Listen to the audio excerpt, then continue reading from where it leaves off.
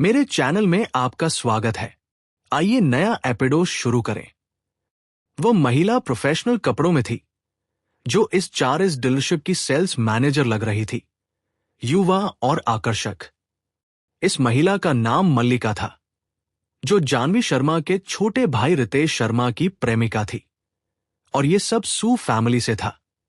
कहा जाता है कि मल्लिका को परेशान करने वाले कॉलेज छात्र रितेश शर्मा में दिलचस्पी इसलिए हुई क्योंकि उसे पता था कि कभी सिंड्रेला जैसी मानी जाने वाली रितिका मिश्रा अब चू फैमिली की सबसे बड़ी बेटी बन चुकी है। रितिका मिश्रा को जानवी शर्मा पसंद नहीं थी, तो फिर मल्लिका उससे कैसे अच्छा व्यवहार करती। मल्लिका का चेहरा बिगड़ा हुआ था और उसने बड़ी नापसंदगी के साथ कहा, जानवी शर्मा? हाँ, मैं यहां कार खरीदने आई हूं।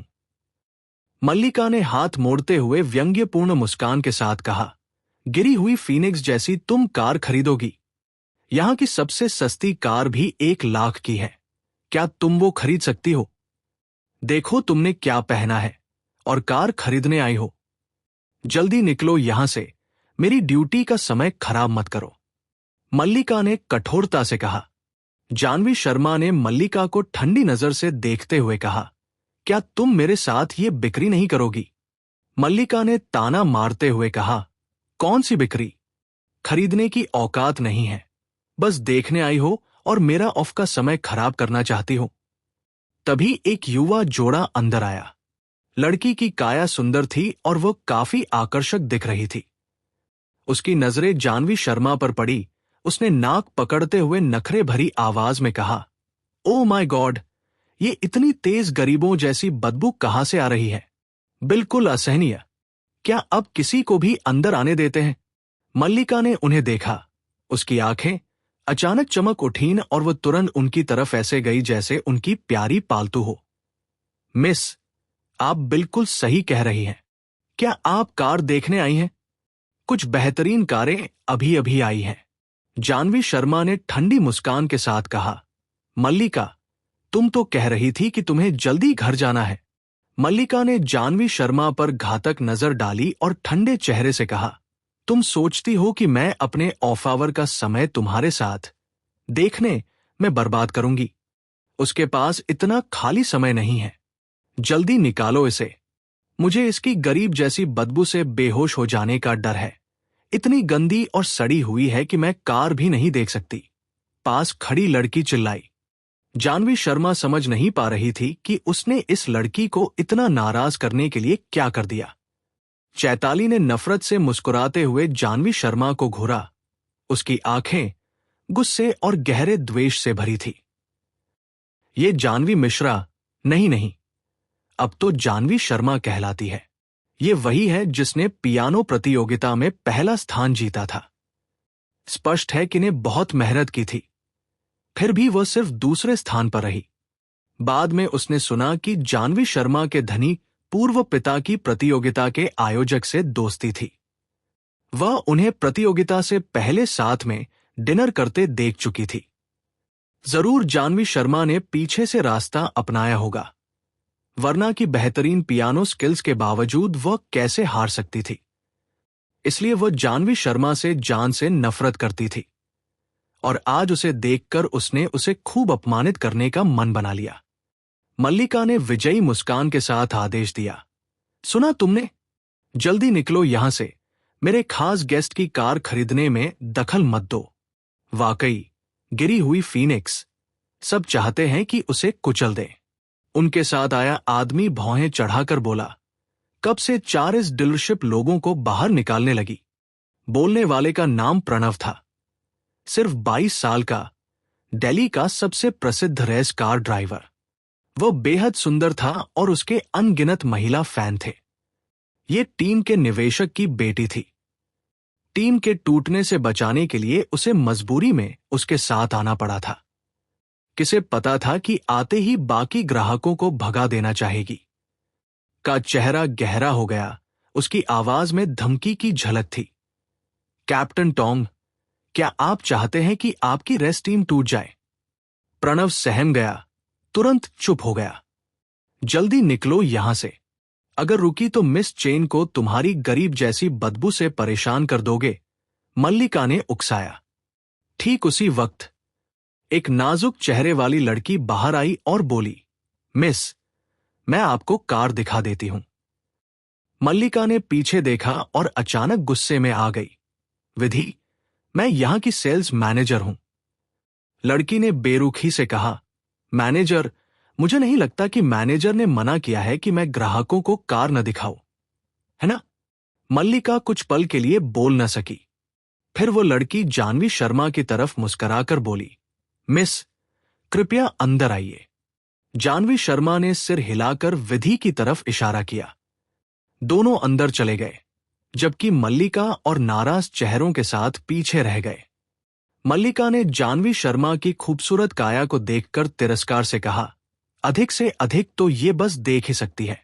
क्या सच में विधि सोचती है कि जानवी शर्मा के पास कार खरीदने के पैसे हैं? ये एक 4S शॉप है, जहां हर कार की बिक्री पर कमीशन मिलता है, और बिक्री का वेतन उसी पर निर्भर करता है कि कौन कितनी कारें बेचता है। और जो सेल्स पर्सन खूबसूरत और अच्छे स्वभाव वाले होते हैं, उन्हें ग्राहकों से सौदा करना आसान हो जाता है। कई बार वे अपनी सुंदरता का भी फायदा उठाते हैं। मल्लिका यहां की सेल्स मैनेजर है और सबसे ज्यादा कमीशन कमाती है। कौन जानता था कि विधि कुछ दिन पहले ही यहां आई है।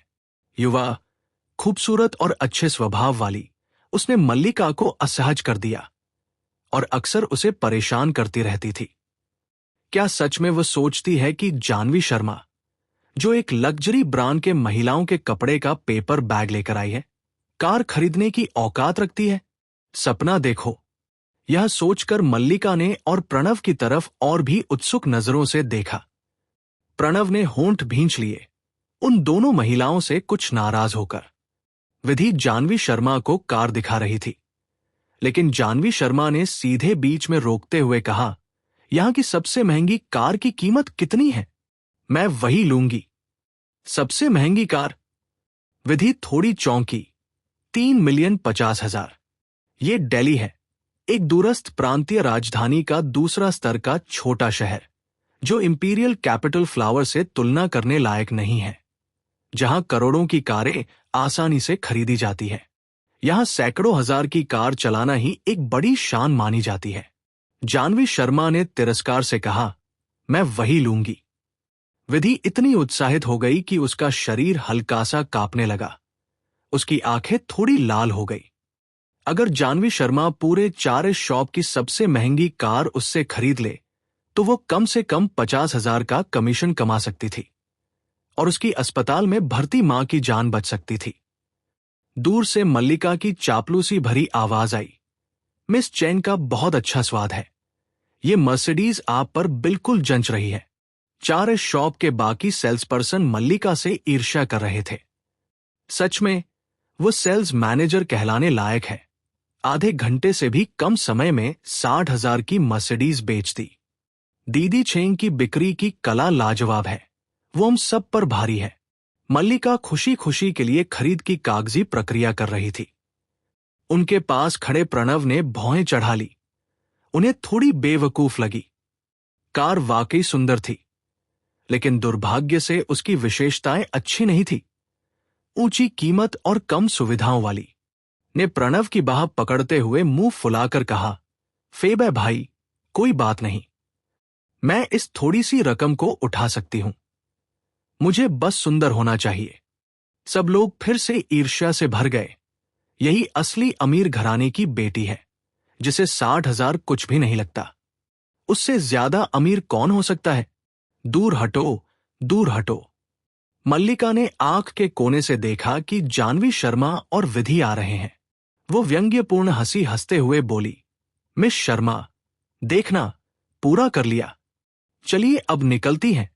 जानवी शर्मा ने होठों के कोने को उठाते हुए कहा, देखना, पूरा कर लिया और अब निकल रही हूं। लेकिन जाने से पहले विधि समझते हुए सिर हिलाया, मिस शर्मा, कृपया एक पल रुकिए। मैं तुरंत खरीद की प्रक्रिया शुरू कर दूंगी और 4S शॉप के सेल्स मैनेजर को सूचना दे दूंगी। सेल्स मैनेजर को सूचना? सब लोग हंगामे में आ गए। मल्लिका और ने अविश्वास से जानवी शर्मा की तरफ देखा और एक साथ बोल उठीं, तुम कार खरीद रही हो। दोनों के मन में शंका होने लगी। क्या जानवी शर्मा अब गरीब नहीं रह गई और उसके पास कार खरीदने के पैसे हैं? कार खरीदने में तो बहुत बड़ी रकम लगती है और ऊपर से सेल्स मैनेजर को सूचना देना। ये कौन सी कार है? मल्लिका खुद को रोक न सकी और चोरी चोरी एक नजर डाली। जैसे ही उसने विधि द्वारा लिखे गए खरीद रसीद को देखा, वो हैरान रह गई। उसका चेहरा तुरंत बदल गया और उसकी आवाज अचानक ऊंची हो गई। 2.5 मिलियन? न कि 35,000, न कि 3,50,000, बल्कि 2.5 मिलियन। क्या ये दुकान की सबसे महंगी लग्जरी कार है? जानवी शर्मा हल्की मुस्कान के साथ बोली, अरे सिर्फ 2.5 मिलियन ही तो है। बस एक छोटी रकम है, बस एक छोटी रकम। सुनते ही सबका गला सूख गया। का चेहरा पढ़ पाना मुश्किल था। उसने प्रणव की बाह कसकर पकड़ ली। क्या जानवी शर्मा उसे सीधे चेहरे पर तमाचा मार रही है? उसने तो कहा था कि 60,000 उसके लिए छोटी रकम है। नहीं, वो इसे कैसे खरीद सकती है? जानवी शर्मा ने बिना पलक झपकाए कार्ड निकाला, स्वाइप किया और लेन देन सफल हो गया। सिस्टर मल्लिका, आप मेरे दूसरे भाई की गर्लफ्रेंड हैं। मैं आपको ही ये सौदा देना चाहती थी, लेकिन आपके पास अन्य ग्राहक थे तो मुझे किसी और को देना पड़ा। उम्मीद है आप नाराज नहीं होंगी। जानवी शर्मा का मनमोहक चेहरा जैसे कोई छोटी परी हो, मुस्कुराते हुए बोली। उसकी आवाज बिल्कुल पहाड़ी झरने जैसी साफ थी। क्षण भर में मल्लिका का चेहरा हरा पड़ गया। जानवी शर्मा सच में खरीद सकती है। उसने बिना एक पल सोचे पूरे 4 शॉप की सबसे महंगी कार खरीद ली। क्या उस सेल्स मैनेजर मल्लिका के सिर में छेद है? क्या 60,000 की कार और 2.5 मिलियन की कार का कमीशन एक ही होता है? वो कार बेचना आसान नहीं है, तो उसका कमीशन तो 3-4 गुना होगा, है ना? और मल्लिका इस अमीर सुंदर लड़की की सेवा नहीं करती, बल्कि पैसे को दरवाजे से बाहर जाने देती है। 4 शॉप के कई सेल्स पर्सन खुद को रोक नहीं सके और चर्चा करने लगे। मल्लिका की तरफ तिरस्कार से देख रहे थे, मानो चाहते हो कि वह जमीन में समा जाए। जानवी शर्मा ने उसे सीधे चेहरे पर तमाचा मार दिया। जानवी शर्मा न सिर्फ इसे खरीद सकती है, बल्कि उसने सबसे बेहतरीन कार भी खरीद ली। मल्लिका बेचैन, गुस्से और पछतावे से भर उठी। अंदर ही अंदर कई भावनाएं उमड़ रही थी, मानो गुस्से से बेहोश हो जाए। इस लग्जरी कार का कमीशन 50,000 था और वह इसे उस नासमझ विधि को दे बैठी। सबसे ज्यादा बेइज्जत तो मल्लिका और ही हुई। अपमान से जल उठी। 4 शॉप बंद होने वाली थी और वह जानबूझकर कार खरीदने आई थी, लेकिन अंत में उससे भी खराब कार खरीद ली, जो जानवी शर्मा की कार से लगभग 6 गुना सस्ती थी। ने प्रणव की बाह इतनी जोर से दबाई कि वो उसे झटक देना चाहता था। क्या इस औरत को लगता है कि वो लकड़ी का टुकड़ा है? वो उसे गला घोंट देना चाहती थी। अगर टीम के टूटने का डर न होता तो वो अपना अहंकार निगलता ही नहीं। ने जानवी शर्मा के हल्के उठे हुए होंठ देखे और मन ही मन चाहा कि वो उसका चेहरा फाड़ डाले। पियानो प्रतियोगिता के समय जब उसके परिवार के पास पैसा था तो उसे जबरदस्ती दूसरा स्थान दिया गया था। अब जानवी शर्मा के पास पैसा है और वह उससे बेहतर कार खरीद सकती है। क्या पैसा सच में इंसान को सब करने की ताकत देता है? ने सोचा कि कैसे उसने पियानो का गोल्ड अवार्ड गवाया और फिर उन बेहद अलग दिखने वाली लग्जरी कारों को देखकर गुस्से में चिल्लाई, तो क्या हुआ अगर तुम कार खरीदती हो? तुम्हें तो चलानी भी नहीं आती। जानवी शर्मा अभी अभी 18 की हुई थी और कॉलेज प्रवेश परीक्षा की तैयारी कर रही थी, इसलिए उसके पास ड्राइविंग लाइसेंस नहीं था। ये सुनते ही जानवी शर्मा ने मासूमियत से मुस्कुराते हुए कहा, हाँ, मुझे चलाना नहीं आता। मैंने ये कार बस मजे के लिए खरीदी है, ताकि पार्किंग में धूल जमा करे। आखिरकार ये तो बस छोटी रकम है। उनके पास खेल खेल में लाखों की लग्जरी कारें खरीदने और उन्हें पार्किंग में धूल जमा करने की भी पूरी क्षमता है। आप 60 लाख की कार को जैसे कोई अनमोल चीज समझते हैं, जबकि मिस जानवी शर्मा 2.5 मिलियन की कार को जैसे खिलौना खरीदती है। क्या असमानता है, ये तो साफ साफ असमानता है। कौन असली अमीर और खूबसूरत युवती है, ये खुद ब खुद स्पष्ट है। भीड़ ने मल्लिका और को तिरस्कार से देखा। सच में असली युवती के सामने दौलत दिखाने की हिम्मत, सच में दिमाग ही नहीं है। इतनी गुस्से में थी कि उसका चेहरा लाल हो गया और उसने जोर से पाँव पटका। जो भी हो, जो भी हो, तुम तो चलाना भी नहीं जानती, ड्राइवर रखना ही काफी है, जानवी शर्मा ने मीठे स्वर में मुस्कुराते हुए कहा। उस मीठी मुस्कान में एक सम्मोहक असर था, लेकिन हर शब्द सीधे के दिल में गोली की तरह उतर रहा था। ड्राइवर का क्या फायदा, तुम तो उन गंदे बदबूदार बूढ़ों को अपनी कार में बिठाकर चलवाती हो। तभी एक चुंबकीय और शरारती आवाज गूंजी। क्या प्रणव ठीक है? सबकी नजर उधर गई। काले कपड़ों में एक लंबा और दुबला व्यक्ति, बेहद आकर्षक और सीधा जैसे कोई गर्वीला देवदार का पेड़। चौड़े कंधे और पतली कमर वाला वो पुरुष पश्चिमी मॉडल जैसा लग रहा था। विक्रम। जानवी शर्मा थोड़ा चौंक गई। ग्रेट डीमन किंग, जाग गए इतनी जल्दी? कहीं हिसाब चुकता करने तो नहीं आ गए? जानवी शर्मा अचानक थोड़ा अपराधबोध महसूस करने लगी। वो आदमी बड़े आत्मविश्वास से चला, उसकी चाल ने सबका ध्यान खींच लिया। श्रद्धा, डर और जिज्ञासा से भरा वातावरण था, लेकिन कोई सीधे देखने की हिम्मत नहीं कर रहा था, जैसे सबसे पूजनीय राजा से सामना हो। लिटिल लिली, प्रणव तुम्हारा ड्राइवर कैसा रहेगा? विक्रम की नजर हल्के से उसके चेहरे पर टिक गई और मुस्कुराकर पूछा।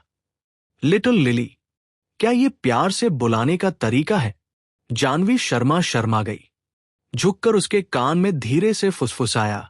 उसकी सांस उसके कान के बालों को छूती हुई जैसे झंझनाहट पैदा कर रही हो। या फिर नाराज हो क्योंकि मैंने तुम्हें वाइफ नहीं कहा? जानवी शर्मा लगभग उसका मुंह ढक लेना चाहती थी। निजी में तो कह सकते हो, लेकिन इतने लोगों के बीच अब मत कहो वाइफ। लेकिन प्रणव को ड्राइवर बनाना? प्रणव तो दिल्ली के सबसे बड़े कार टीम के कप्तान हैं, जिन्होंने डेथ माउंटेन रोड चैलेंज पार किया, जिनके अनगिनत फैंस हैं, और उसका भाई भी उनका दीवाना है। वो कैसे उसके लिए ड्राइवर बन सकते हैं? तुम्हें सिर्फ हां या ना में जवाब देना है। चाहती हो या नहीं? उस आदमी की आवाज साफ शराब जैसी थी, कुरकुरी लेकिन मधुर। जानवी शर्मा ने उन गहराई में डूबी आंखों में देखा जो उसे जैसे अपनी तरफ खींच रही थी, और जोर से सिर हिलाकर कहा, चाहती हूं। गुस्से में हंसी रोक न सकी। तुम प्रणव को ड्राइवर बनाना चाहती हो? तुम्हें इसकी हिम्मत कैसे हुई? ये गांव की लड़की कहां से आई है? शायद प्रणव को देखा भी नहीं होगा। सामने कह रही है कि ब्रदर टॉम को ड्राइवर बनाओ। हाँ, प्रणव ने जानवी शर्मा की तरफ देखा और कहा, मैं प्रणव हूं। जानवी शर्मा हक्की बक्की रह गई। वो सच में प्रणव है, वही कार किंग, कारों का राजा। उसने कभी नहीं सोचा था कि वह किसी महिला के साथ कार शोरूम में आएंगे। वह उन्हें पहचान ही नहीं पाई। रुद्र, जो उनके साथ अंदर आया था, लगभग हंसी रोक न सका। ये औरत को गांव की लड़की कह रही है, इतनी हिम्मत! वैसे भी गांव की लड़कियां भी इंसान होती है ना? कब से ये गाली बन गई? जानवी शर्मा ने ठंडे स्वर में कहा, गांव, वह तो फ्लावर से है। अगर तुम्हें फ्लावर गांव लगता है, तो दूर प्रांत के दूसरे दर्जे के शहर दिल्ली के लोग क्या है? कोई झुग्गी की लड़की? डर गई। वो न सिर्फ अच्छी दिखती थी, बल्कि मुंबई से आई है का चेहरा शरारती था, स्वर उदासीन लेकिन अधिकारपूर्ण था। अगर वह चाहती है तो प्रणव, एक हफ्ते के लिए जानवी शर्मा का ड्राइवर बनो। बस उसने मुंह खोला और किसी ने विरोध करने की हिम्मत नहीं की। प्रणव ये सुनकर हिचकिचा गया। ये कौन है? किसी महिला का ड्राइवर बनने को कहने की हिम्मत कैसे हुई इसकी? वो सामने खड़े व्यक्ति को नहीं जानता था, लेकिन उसका शाही और प्रभावशाली अंदाज साधारण लोगों जैसा बिल्कुल नहीं था। दुर्भाग्य से वह इस व्यक्ति को पहचान नहीं पाया। प्रणव उसका नाम पूछने ही वाला था कि तभी कार शोरूम का सेल्स मैनेजर हड़बड़ाते हुए बाहर आया। चेहरा खुशी से चमक रहा था। किसने वो 2.5 मिलियन की लग्जरी कार खरीदी? मिस्टर रोहित।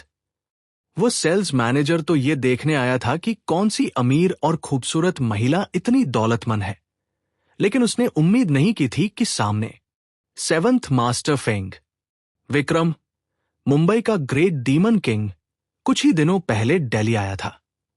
सिर्फ कुछ दिनों में ही दिल्ली का व्यापारिक माहौल बदल चुका था और शहर के सभी अमीर और प्रभावशाली परिवारों को उसकी तेज और कठोर कार्यशैली से डरना पड़ रहा था। यह नाम सुनते ही प्रणव की पुतलियां सिकुड़ गई। क्या यह वही सेवंथ मास्टर फीनिक्स है? तो फिर वो जरूर किसी मोटे इनाम का इंतजाम कर सकते हैं और उसकी कार टीम को इतनी मेहनत नहीं करनी पड़ेगी। प्रणव ने को गहराई से देखा, को किनारे धकेला और सम्मानपूर्वक जानवी शर्मा से कहा, मिस शर्मा, मैं इन दिनों आपके लिए ड्राइवर बनकर सेवा करूंगा। ये सुनते ही का चेहरा बेहद कुरूप हो गया, गुस्से से कांप उठी। जिस आदमी को वह पसंद करती थी, वह जानवी शर्मा का ड्राइवर बन गया। अगर ये बात बाहर निकली तो उसकी पूरी इज्जत चली जाएगी। उसकी आंखें गुस्से से लाल हो गई। वह जानवी शर्मा को घूरने लगी, प्रणव को जोर से झटक दिया, अपना चेहरा ढक लिया और रोती हुई बाहर भाग गई। इतनी अपमानजनक बात, सच में बहुत शर्मनाक।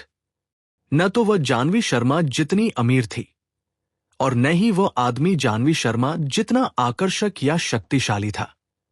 क्या पैसा सच में किसी को सब कुछ करने की आजादी देता है? उसकी पहली जगह छीनना और उसकी इज्जत रौंद देना? ने अपने आंसू पोंछे और खुद से बड़बड़ाई, जानवी शर्मा, तुझे घमंड ज्यादा दिन टिकेगा नहीं। जानवी शर्मा की बड़ी बड़ी चमकती आंखें थोड़ी शर्मा कर की तरफ उठीं। उसकी लंबी पलकों ने झपक कर एक आकर्षण की झलक दिखाई कि आंखें हल्की सिकुड़ गई। उसकी नजर किसी शिकार पर झपटते बाज जैसी पैनी हो गई। कार खरीद रही हो? कार्ड स्वाइप करो, ने जानवी शर्मा को घूरते हुए खेल खेल में कहा। यह छोटी लड़की वाकई समझदार है। 2.5 लाख की ड्रेस का कोई मुकाबला नहीं 3,50,000 की कार से। क्या वो उसे अपनी तरफ खींचकर उससे कार खरीदवाना चाहती है?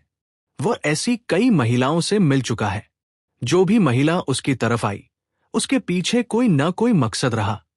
पैसा, रूप या फीनिक्स फैमिली की 7वीं युवती का दर्जा। एक बार जब उसे उनके इरादे समझ आ जाते तो उन्हें नियंत्रित करना आसान हो जाता। इसलिए उसने सोचा, चलो देखता हूं ये कैसी लड़की है। 3,50,000 खर्च करके उसकी नीयत परखना वाजिब लगा। लेकिन तभी विधि ने सिर झुकाकर कहा, सर, ये युवती तो कार्ड से खरीद चुकी है। विक्रम, रुद्र की उंगलियां जो काले कार्ड को पकड़े थी हल्की सी अकड़ गई। उसकी फीनिक्स जैसी आंखों में आश्चर्य की झलक चमक उठी। ये स्क्रिप्ट से बाहर जा रहा है। जानवी शर्मा ने जल्दी से अपना कार खरीदने का रसीद पकड़ा, को संदेह से देखती हुई और अपनी नरम और मीठी आवाज में हल्का असंतोष जताया। अरे, आप हमेशा महिलाओं पर पैसे क्यों लुटाना चाहते हैं? जरूर कोई मस्त मौला है, बेपरवाही से 3 मिलियन से ज्यादा लुटाने को तैयार। यह सुनकर वहां खड़े लोगों को चक्कर आने लगे, जैसे चीख उठें, उन पर पैसे लुटाओ, वे संभाल सकते हैं। ने देखा कि छोटी सी जानवी शर्मा उसे ऐसे देख रही है जैसे डरती हो कि वह कार्ड से तुरंत भुगतान कर देगा, और वह अपने जीवन के सबसे बड़े संदेह में पड़ गया। पहली बार उसे ऐसी महिला मिली जो पैसे से प्रभावित नहीं हुई। सच में यह वाकई दिलचस्प है। सेल्स मैनेजर खुशी से भर उठा। आखिर किसने भुगतान किया, इससे उसे क्या फर्क पड़ता था? ये 3.5 मिलियन तो पक्के तौर पर उनके 4S डीलरशिप के जेब में जा चुके थे। सेल्स मैनेजर की नजरें जानवी शर्मा पर चापलूसी से भरी थी, जैसे वह उसके आगे घुटने टेक कर उसे पूर्वज कहकर बुलाना चाहता हो। सेल्स मैनेजर ने अत्यधिक उत्साह के साथ कहा, मिस शर्मा, निश्चिंत रहिए, आप हमारे 4S डीलरशिप की VIP ग्राहक हैं। हम आपको कार पर 1 साल की अतिरिक्त वारंटी देंगे। तभी जानवी शर्मा ने सहजता से बीच में टोका, सेल्स मैनेजर, क्या आपको जिज्ञासा नहीं हो रही कि ये सौदा एक छोटी लड़की ने कैसे कर लिया? सेल्स मैनेजर चौंक गया और मल्लिका के मन में बुरा पूर्वाभास जाग उठा। सेल्स मैनेजर जानता था कि मल्लिका, जो कि सेल्स सुपरवाइजर थी, अक्सर सामान्य सेल्स पर्सन से डील छीनने की कोशिश करती थी, लेकिन वो हमेशा अनदेखा कर देता था। जब तक कारें बिक रही थी, उसे कोई फर्क नहीं पड़ता था कि कौन बेच रहा है। लेकिन यह 3.5 मिलियन की लग्जरी कार का सौदा क्या मल्लिका किसी और को करने देती? क्या वो 5 से 60,000 की कमीशन छोड़ देती? फौरन सेल्स मैनेजर ने गुस्से से मल्लिका को घूरा और गरजते हुए कहा, मल्लिका, तुमने ये क्या कर दिया? मैनेजर की चीख से मल्लिका के मुंह पर थूक के छींटे पड़ गए। वो उन्हें पोंछने की हिम्मत भी नहीं कर सकी। उसके पैर कांपने लगे। मल्लिका व्यापार छीनने में माहिर थी और उसने चारिस डीलरशिप में कई लोगों की नाराजगी मोल ली थी। जो लोग किसी को गिरते देख उसे लात मारना चाहते थे, वे मौके पर कूद पड़े। मैनेजर, अगर विधि जानवी शर्मा को कार दिखाने न लाता तो सुपरवाइजर खुद उसे बाहर निकाल देती। हाँ मैनेजर, मैंने देखा था मल्लिका ने जानवी शर्मा की नाक की तरफ इशारा करके उसे गरीबी की दुर्गंध वाली कहकर गालियां दी थी। सेल्स स्टाफ भी आग में घी डालते गए। जो मैनेजर पहले ही अच्छा नहीं लग रहा था, अब उसका चेहरा जैसे पिघल कर पानी बन जाए। कि चुंबकीय आवाज आलसीपन से भरी थी। क्या यही दिल्ली का सबसे बड़ा चारिस डीलरशिप है? मैनेजर चौंक गया, मानो डर से उछल पड़े। मल्लिका जैसे बड़े सौदे को खुद धकेल रही हो। ये तो छोड़िए, सिर्फ जानवी शर्मा और मिस्टर रोहित के बीच की अस्पष्ट नजदीकी को देखकर ही वो घबरा गया था। उसे समझ नहीं आ रहा था कि मिस्टर रोहित को क्या जवाब देगा। घबराहट और गुस्से में मैनेजर ने बिना पछतावे के मल्लिका को जोरदार थप्पड़ मारा। बाहर जाओ, तुम बर्खास्त हो। मल्लिका ने चेहरा ढक लिया, लगभग रो पड़ते हुए, सिर्फ जानवी शर्मा को नाराज करने की वजह से। उसे नौकरी से निकाल दिया गया। जानवी शर्मा की बड़ी बड़ी बादाम जैसी आंखें झरने के पानी जैसी चमक रही थी। उनमें मासूमियत छलक रही थी। ये उसकी गलती नहीं थी। ये महिला खुद उसकी राह में आ गई थी। जानवी शर्मा एक लाडली लड़की थी, जिसे उसके माता पिता बेहद प्यार करते थे, और एक भाई था जो अपनी बहन पर जान छिड़कता था। तो जब मल्लिका ने उसकी नाक की तरफ इशारा करके उसे गालियां दी थी, वो भीतर ही भीतर पहले से नाराज थी। अब जब मल्लिका अपनी नौकरी खो बैठी थी, वो उसके सामने घमंड करने की हिम्मत कैसे कर सकती थी? ये सोचते ही जानवी शर्मा के होंठ बिना लिपस्टिक के चमकते लाल और भी ऊपर उठ गए। उसकी मोहक मुस्कान देखकर लोगों की आंखें फैल गई। क्या सुंदर लड़की है जो नजरें चुराने पर मजबूर कर दे। की आंखें और गहरी हो गई। उसकी चमकती मुस्कान सच में सम्मोहक थी, खिलते गुलाबों से भी ज्यादा मोहक, जिसे देखकर वह नजरें हटाने में असमर्थ हो गया। ने इधर उधर देखा और देखा कि पुरुष सेल्स पर्सन लगभग उसके वेचैट आईडी मांगने से खुद को रोक नहीं पा रहे थे। वो नाक से ठंडी हंसी छोड़ता है। फिर उसने हाथ उठाकर झट से जानवी शर्मा की कलाई पकड़ ली और उसे जोर से अपनी तरफ खींच लिया। जानवी शर्मा लड़खड़ाई और की तरफ गिर पड़ी। उसकी देह से एक अनोखी हल्की सुगंध फैल गई। अच्छी खुशबू है, उसे कोई आपत्ति नहीं हुई। ये क्या कर रहे हैं? ने प्रणव को आदेश दिया, उसकी कार ले जाकर बाहर कर दो। प्रणव ने सिर हिलाया, ठीक है। जानवी शर्मा का गुस्सा भड़क उठा। विक्रम, मुझे छोड़ दीजिए, वरना मैं शिष्टाचार नहीं निभाऊंगी। ये साफ तौर पर गुस्सा था, लेकिन जानवी शर्मा की आवाज ऐसी सुनाई दे रही थी जैसे वो शरारत भरे अंदाज में प्यारी बन रही हो। उसके चेहरे पर वो मनमोहक सुंदरता थी। इसमें कोई धमकी जैसी बात कहा थी। वह किसी को धमकाना ही नहीं चाहती। ने अपनी आवाज गहरी करते हुए कहा, जानवी शर्मा, तुम वाकई बहुत गैर व्यावसायिक हो। अगर मुझे लुभाना ही है तो बस मुझे अकेले लुभाओ। क्या विराज ने तुम्हें ये सिखाया नहीं? जानवी शर्मा झेंपते हुए बोली, मैं तुम्हें लुभाने की कोशिश नहीं कर रही। उसने आंखें उठाई उसके पानी से भरी बादामी आंखों में तीखा गुस्सा चमक उठा। ने भौहें सिकोड़कर कहा, तुम अभी मुझे लुभा ही रही हो। ये छोटी जादूगरनी कहां से आई? इसका लेवल वाकई ऊंचा है। जानवी शर्मा इस महान राक्षस राजा से इतनी नाराज हो गई कि उसने अपने नाजुक हाथ उठाकर के बड़े हाथों पर थप्पड़ जड़ दिया। मुझे छोड़ दो, वरना मैं शिष्टाचार नहीं निभाऊंगी। लेकिन जानवी शर्मा की वो हल्की थपकी भी उसके लिए खरोंच जितनी भी नहीं थी।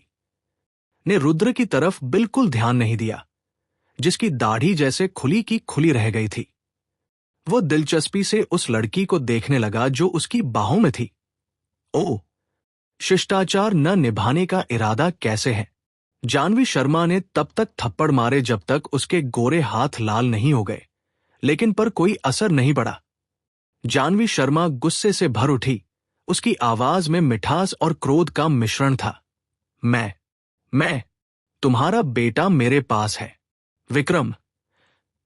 रुद्र गहरे अर्थ वाली हंसी हंसा। ऐसा है क्या? वह जो अभी तक कुंवारा था, उसका बेटा कैसे हो सकता है? उसने अभी तक दुनिया में कहीं भटकना भी शुरू नहीं किया। जानवी शर्मा इतनी नाराज हो गई कि उसकी बादामी आंखें फैल गई। उसका चेहरा उबले अंडे जैसा चमकने लगा और उसमें शर्म की लाली झलक उठी।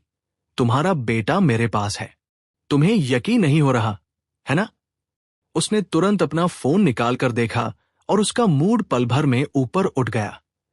वो 3,50,000 यानी 3.5 मिलियन बेमतलब खर्च नहीं गया था। अब वो आरव का अवतार देख सकती थी। पहले वो तस्वीर काली सफेद थी और देखी भी नहीं जाती थी। जानवी शर्मा ने तुरंत क्लिक किया और सामने एक छोटे क्यूट बच्चे की सेल्फी थी। उसका गोलमटोल चेहरा, गालों पर हल्की लाली, कैमरे की तरफ इतनी प्यारी मुस्कान कि 2 छोटे सफेद बाघ जैसे दांत भी दिख रहे थे। क्या क्यूट बच्चा है, सफेद और गोलमटोल जैसे अभी अभी भाप में पका सफेद बन। वो सेल्फी देखते ही जानवी शर्मा का दिल पिघल गया। ये उसका भविष्य का बेटा आरव था और वो इतना क्यूट निकला। वो सच में उसे गले लगाना चाहती थी। एक महान राक्षस राजा था, अच्छा इंसान नहीं, लेकिन उनका बनाया हुआ बच्चा आरव इतना नर्म और प्यारा था। अगर इतना कठोर न होता, शायद सिर्फ बेटे के लिए। जानवी शर्मा ने तुरंत फोन की स्क्रीन उसके सामने कर दी। ये तुम्हारा बेटा है। ने बस एक नजर डाली और उसका शरीर अचानक कठोर हो गया। रुद्र का दिल धक से रह गया।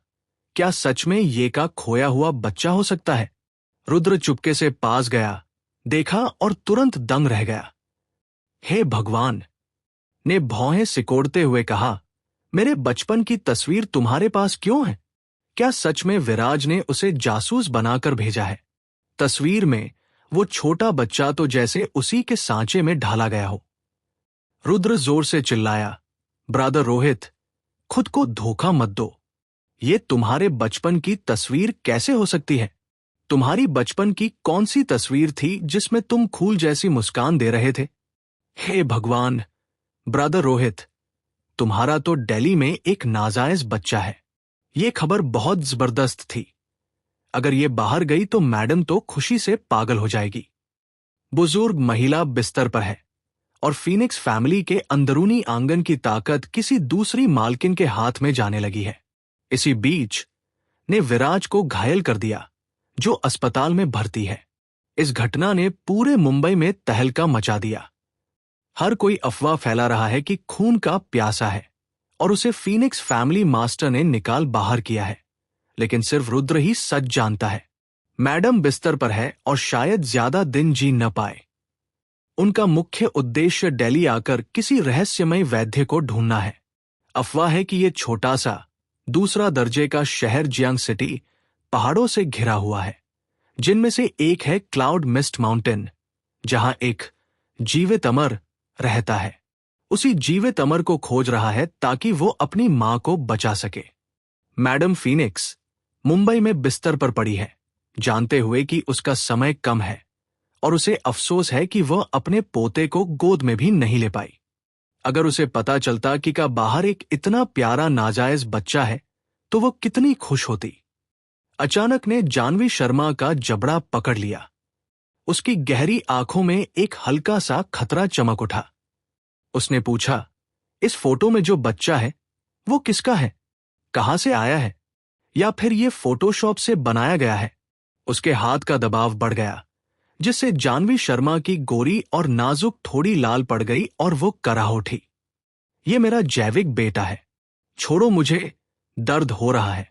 जानवी शर्मा गुस्से में चिल्लाई, लेकिन उसकी आवाज स्वाभाविक रूप से नरम और हल्की ऊंची थी, मानो चंचल होकर कह रही हो। इसमें किसी खतरे का जिक्र तक नहीं था।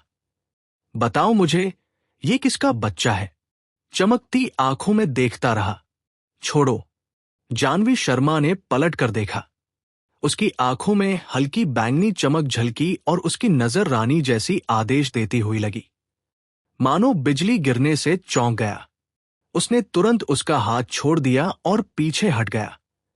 वो बुदबुदाया, तुम्हारी आंखें। जानवी शर्मा थोड़ा शर्माते हुए नजरें फेर ली। उसे लगा अगर वह और निर्दयी होती तो शायद मर ही जाता, तब तो आरव का जन्म ही न होता।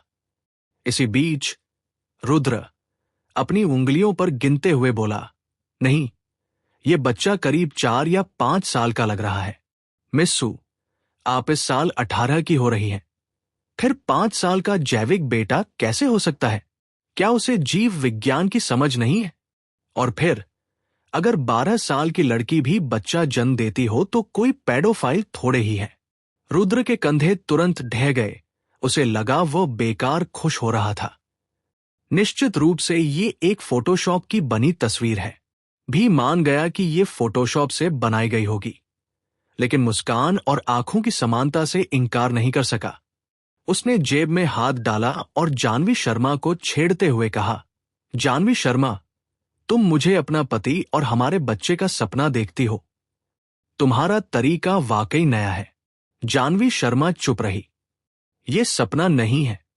पहली बात तो गलतफहमी है और दूसरी सच्चाई।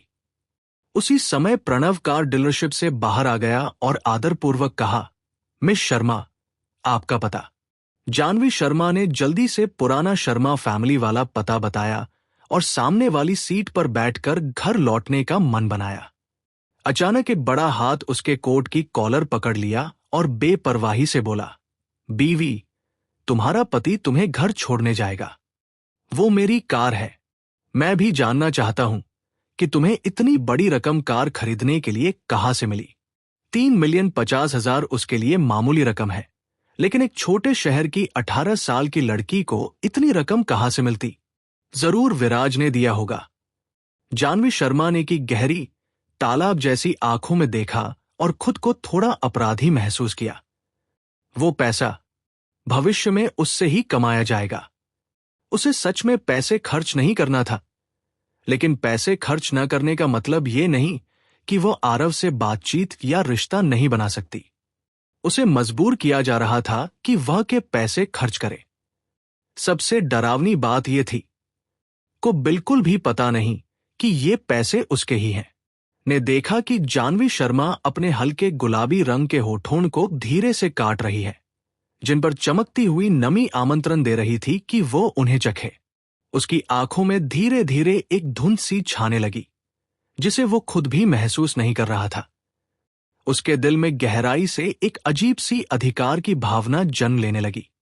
जानवी शर्मा जवाब नहीं दे पाई, जो कि सामान्य ही था। उसने नजरें फेर ली और कार की खिड़की से बाहर देखने लगी। फिर अचानक बोली, गाड़ी रोको, जरा रुकिए। रुद्र ने तुरंत ब्रेक मारा और जानवी शर्मा बाहर जाकर सड़क किनारे की एक छोटी सी दुकान से दूध वाली कैंडी का एक पैकेट खरीद लाई। वो वापस कार में आई, रैपर फाड़ा और खुद एक कैंडी खा ली। फिर उसने एक चमकदार, गोल, सफेद दूध कैंडी निकाली और कहा, मिस्टर रोहित, कैंडी लीजिए। अब भी जब 7th मास्टर फीनिक्स मायूस दिखता है, तब भी वह बिना किसी चिंता के खाता और पहनता है। बचपन से ही फ्लावर में वो हवा और बारिश को अपने इशारे पर चलाता आया है। किसी को कुछ देना मतलब ये नहीं कि वह उसकी कद्र करेगा। लेकिन ये दूध कैंडी अलग थी। ने एक सामान्य सी नजर डाली और नाक से हल्की सी मुस्कान छोड़ते हुए कहा, छोटी लड़की की चीज, दूध कैंडी। वो दूध कैंडी क्यों खाएगा? जानवी शर्मा ने कैंडी खाई। उसके सुंदर गुलाबी गाल एक छोटे हैमस्टर जैसे फूले हुए लग रहे थे कि नजर धुंधली हो गई। उसे लगा वो फिर से उसे बहकाने की कोशिश कर रही है। लड़की का नाजुक गोरा हाथ, जिसकी उंगलियों के सिरे हल्के गुलाबी और गर्म थे। अचानक उसकी उंगली के सिरे ने हल्के से के होठों को छुआ, थोड़ी ठंडी। कैंडी उसके होंठ और दांतों के बीच दब गई और मुंह में मीठा दूध सा स्वाद भर गया। उसकी आवाज में हल्का शरारतीपन था, कोमल और चिपचिपी, जैसे कोई परियों की छोटी सी आवाज में कान में बहकावे की फुसफुसाहट कर रही हो। कैसा है? ये दूध कैंडी दिल्ली की अनोखी चीज है। देश के किसी और जगह पर नहीं मिलती और व्हाइट रैबिट दूध कैंडी से भी ज्यादा स्वादिष्ट है। इसे उसने स्कूल के बाद एक दिन गलती से खोजा था। उसने उसके भविष्य के पैसों से इतना कुछ खरीदा है, उसका कोई हिसाब नहीं, तो बस उसे कैंडी देकर मनाना चाहती है। ठीक है कि आंखें और भी गहरी और रहस्यमयी हो गई, जैसे एक अथाह गहराई। दूध का स्वाद मुंह में फैल गया। जीभ ने उसके स्वाद को सोख लिया। अनजाने में अपनी जीभ बढ़ाकर उसकी उंगली को हल्के से छू गया। तुरंत ही एक अस्पष्ट सा रोमांच फैल गया। जानवी शर्मा चौंक कर एक नन्ही हिरनी की तरह हाथ पीछे खींच लिया। उसने सच में छू लिया। वो सच में एक बदमाश है। जानवी शर्मा ने अपने दिल में उठती कड़वाहट को दबाया और अनजाने में पूछ बैठी, कैसा है? ठीक है, असली मर्दों को कैंडी पसंद नहीं होती, ने बेरुखी से जोड़ते हुए कहा। जानवी शर्मा थोड़ी निराश हो गई। उसे कैंडी पसंद नहीं? अगर उसे पहले पता होता तो वह कैंडी देती ही नहीं। कार जानवी शर्मा के पुराने स्टाइल वाले मोहल्ले में आकर रुक गई। जानवी शर्मा बिना पीछे देखे जल्दी से बाहर निकली, अंदर चली गई। फिर अचानक रुक गई। कैंडी कहाँ है? उसने कागज का पैकेट टटोला, लेकिन वो खाली था। रात की शांति में लग्जरी कार के अंदर वो लंबा हैंडसम आदमी झुककर पैकेट से एक और दूध कैंडी निकालता है और मुंह में डाल लेता है। उस समृद्ध दूध वाले स्वाद ने की आंखें सिकोड़ दी। सच में स्वादिष्ट। रुद्र खुद को रोक नहीं पाया और बोल पड़ा। जानवी शर्मा सच में जानती है कि किसकी पसंद क्या है। किसने सोचा होगा कि सम्मानित 7th मास्टर फिनिक्स को कैंडी पसंद होगी? रुद्र लंबे समय तक उसे देखता रहा, खुद को रोक न सका और बोला, ब्रदर रोहित, मुझे भी एक दूध कैंडी दीजिए, मैं भी चखूं। लेकिन की ठंडी नजर पड़ी और वह तुरंत हाथ उठाकर बोला, ऐसा मत कहिए। मान लीजिए मैंने कुछ कहा ही नहीं। सब चीजों में मुकाबला करने के लिए तो ठीक है, लेकिन के साथ कैंडी के लिए प्रतिस्पर्धा? वो भी अपना होश खो बैठा है। शुगर को अपनी जिंदगी जितना चाहता है।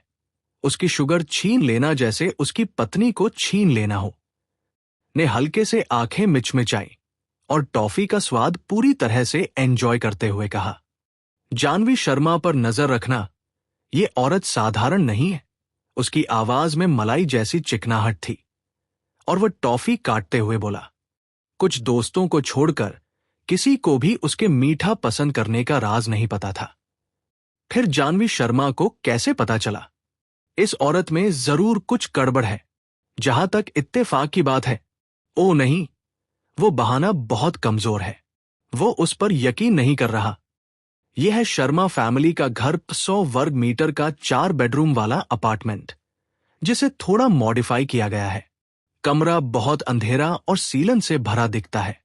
दरवाजा खोलते ही एक करियरधारी महिला नजर आई, जिसकी सीधे बिखरी बालों वाली खूबसूरत चेहरा बर्फ जैसा सफेद था और उसके चारों ओर ठंडे अहंकार का आभा मंडल था।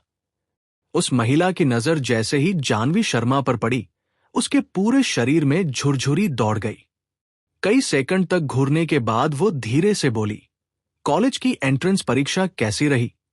ये महिला रूपाली थी, शर्मा फैमिली की सबसे बड़ी बहन, उम्र 22 साल, जो एक मोर्चरी में काम करती थी। शायद ज्यादा समय मृतकों के साथ बिताने की वजह से रूपाली शर्मा से एक ठंडी, डरावनी उपस्थिति झलकती थी। जानवी शर्मा पर उसकी नजर टिकती रही कई सेकंड तक। जानवी शर्मा ने सिर हिलाया, ठीक थी। रूपाली शर्मा कुछ क्षण चुप रही, फिर सिर हिलाते हुए बोली, अच्छा है, और अपने कमरे में चली गई। जहां तक कमरे में धूम्रपान कर रहे 2 आदमियों का सवाल है, उनमें से एक शर्मा के पिता हर्ष शर्मा थे और दूसरा शर्मा का दूसरा भाई रितेश शर्मा। वे दोनों जानवी शर्मा को जैसे देख ही नहीं रहे थे और रितिका मिश्रा के कॉलेज की एंट्रेंस परीक्षा की मेहनत पर बात कर रहे थे कि उन्हें उससे मिलना चाहिए। इस 4 बेडरूम वाले घर में सू के पिता को छोड़ बाकी 3 कमरे तीनों भाई बहनों के थे। 3 महीने पहले जब जानवी शर्मा को मजबूरन यहां लाया गया तो उसके दूसरे भाई रितेश शर्मा ने साफ कह दिया कि ये कमरा उसकी बहन लाइनसन का है और वह यहां नहीं रह सकती। इसलिए उसे मजबूरन बालकनी पर रखे छोटे सोफे पर रहना पड़ा, जहां मच्छरों का खाना बनकर पड़ी रहती थी। हर सुबह उसके बर्फ जैसे सफेद हाथ लाल मच्छर के काटने से भर जाते थे। बेशक सबसे बड़ी बहन रूपाली ने उसे अपने साथ रहने का न्योता दिया था, लेकिन जानवी शर्मा ने मना कर दिया। उसे रूपाली पूरी तरह अजीब लगी। रितिका मिश्रा और अर्जुन आहूजा ने जो कुछ भी किया था, उसके बाद उसे अब किसी चीज की चिंता नहीं रह गई थी। आरव के साथ जानवी शर्मा को जैसे अचानक कोई बोध हो गया। जानवी शर्मा ने तुरंत एक फर्नीचर कंपनी को फोन किया। आधे घंटे बाद फर्नीचर कंपनी के लोग आ गए। जानवी शर्मा ने सीधे रितिका मिश्रा के कमरे की तरफ इशारा करते हुए कहा, सारा सामान बाहर फेंक दो, सब कुछ नया लगाओ। ठीक है। फर्नीचर कंपनी के कर्मचारी खुशी खुशी सहमत हुए और तुरंत काम में लग गए। हमेशा अनदेखी की जाने वाली जानवी शर्मा ने अचानक रितेश शर्मा का गुस्सा भड़का दिया। जानवी शर्मा, वो मेरी बहन लाइनसन का कमरा है, तुम उसकी चीजों को क्यों छू रही हो? जानवी शर्मा के होठों पर हल्की सी उपहासपूर्ण मुस्कान आई। अरे दूसरा भाई मुझसे बात करता ही नहीं।